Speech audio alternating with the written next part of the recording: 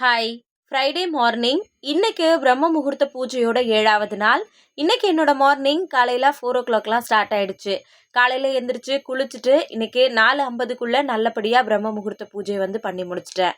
அக்கா நாங்களுமே மார்கழி மாசத்துலேருந்து பிரம்ம முகூர்த்த பூஜை பண்ணுறோம். ஆனால் பார்த்தீங்கன்னா எப்படியும் விளக்கேற்றி முடிக்கும்போது 6, 6:15 கூட சில டைம் ஆயிடுது அப்படின்னு சொல்லியிருந்தீங்க.